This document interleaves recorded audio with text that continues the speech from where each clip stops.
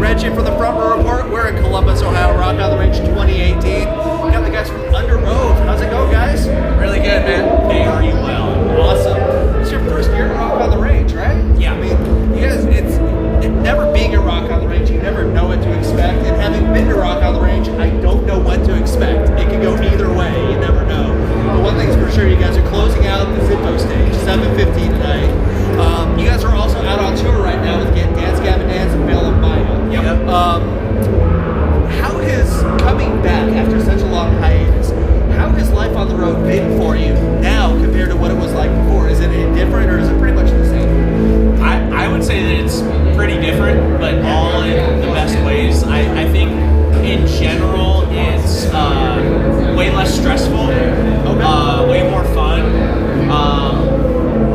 Yeah, just the shows are really, really good, but overall the vibe is just way more chill now.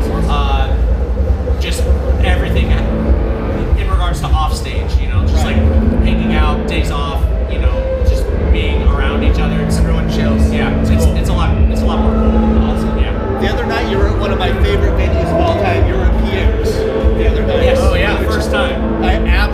I've been going there for 4, 5, 6 years now. I absolutely love that venue. Awesome. How was the Fort Wayne crowd? How was Pierre's for you? Because that place is it's always really packed or it's a little empty, but no matter what, that place is like a party. Dude, it was awesome. We had never been there before. It was packed and the crowd was ridiculous and literally nothing negative about it. It was a great show. Awesome. Yeah.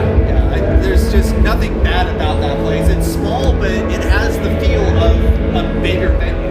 Yeah, it's not that small. It's honestly like perfect size. And I love the stage. I love the layout. It's awesome. Yeah, definitely. You guys are out supporting Erase Me. Came out about a month or two ago now. One thing that really drew me to the album and with you guys coming back is I can kind of relate to it where you guys really dropped the Christian label basically. The Christian, just overall the Christian themes and everything. And I can really relate to that because I've done that too. But doing that, how did that affect the songwriting, the performances, just the band overall? Because that can be a really tough adjustment to do, especially in the music industry and just in life as general. I don't think we've ever really written music from that perspective, so it didn't really affect anything from a musical standpoint. I think the only thing that it probably did or definitely did was just give Spencer and Aaron a little bit more freedom to say whatever they wanted. They were still singing about the same stuff. There was always that idea that we had to censor things. Yeah. But aside from that, I mean, we've always written music from whatever influences we're listening to, and they're generally just normal bands, and we have a musical objective, and then lyrically, Chris and I don't really tamper or dabble in that much at all, so it's just up to them to write. And I think that's honestly the only swing, and it's not that big of one, but there's a few swings towards some more brutal, harsh things to say. Right. I know that for me, it didn't really affect me doing that at all personally, but everyone else around me that was still in that, world, it seemed to affect them a lot more than it affected me, because it was just me doing what I felt I needed to do. But everyone else around me was like, no, you can't do that. You can't do that. What are you doing? You're crazy. But it really doesn't affect anything every day, because I don't feel like it's something that you really think about or anything like that. Yeah, and I think it's probably a whole different conversation too when you're speaking about like an individual person and their faith or lack thereof versus a group of people and what they are agreeing to call themselves or not call themselves. Because like even within the band, our individually we're very different in a lot of ways, including our beliefs and where we stand on a lot of different things. So, I'd say those are probably two separate conversations. But I mean, we haven't called ourselves we haven't identified as a Christian band for it's been almost 9 years now, I think. So it's been that's been a long time. So any changes that would have been made from not having that label for us individually had been long ago. I think we identify as spiritually polyamorous right now, and I'd appreciate if you respect our space and not ask us any more questions. Completely understand. We will move on from that. So the Christian stuff. No, I'm just kidding. So Jesus. Yes. You guys want to do communion? Was he a man? Was Was he a rabbi? I already did it today. I'm good. I got my water. We're good. We're good. There's a wine stand over there. We're perfectly fine. But no, I mean, there was. For me, it was really frustrating when you guys started posting some teasers because a couple of media people started to kind of post spoilers and stuff like that. It was really frustrating for me to see that. But when it came out, you guys were really doing this and getting back together, and the album was coming out. How long ahead of that did you guys get together and start talking about doing that? Doing what? The rollout? No, just doing Underoath again in general. Yeah, we knew pretty much all of last year. Okay. So 2016 we did, Rebirth, and then 2017 we did Bring Me the Horizon, and at that point we were already kind of writing songs and dabbling. Okay. And then we went in the studio July 5th for 2 months last summer. Okay. So it's been about a year since we actually were like actively writing and thinking about the record. Gotcha. So yeah, we did it all kind of under the guise of like, we don't know how it's going to go or when it's going to come out or what the play is, so let's just not talk about it at all. Right. And then see what we have afterwards and really make it cool and special and do the best we can to make it an event. And that's kind of why it kind of quote unquote came out of nowhere. Gotcha. Okay. But yeah, it was just a cool moment to have people not expecting anything and have an entire record on like 5 people's iPods in the world and just going, what do we do with this, Right. So that's kind of where that came from. And then from here on out, we don't know when the next record, if there is one, would be coming out. As you said, we're 7 weeks into this cycle. Exactly. It's still but early on. it was cool. Just kind of ride this wave and just see where it takes you and stuff like that. I mean, you guys are in pretty high demand right now anyway, so let's just keep touring and riding it. Yes. That's my nickname. Yeah. High demand. Yep. Dude, Well, high demand Dudley. Yep. There we go. Well, it should be. Yeah. Yeah. I knew that the whole time. From now on, it is. Yeah. Yes. So when I post the interview, I need to say it's with Tim and it's Tim and High Demand. There we go. Yeah. Yeah. So that's your middle name. That's your legal last name, though, right? Correct. So it's pretty much the same. High Demand. Yeah. Tim Demand. Exactly. TD.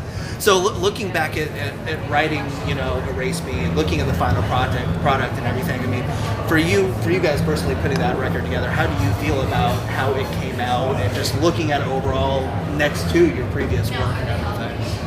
I'm super pumped on it.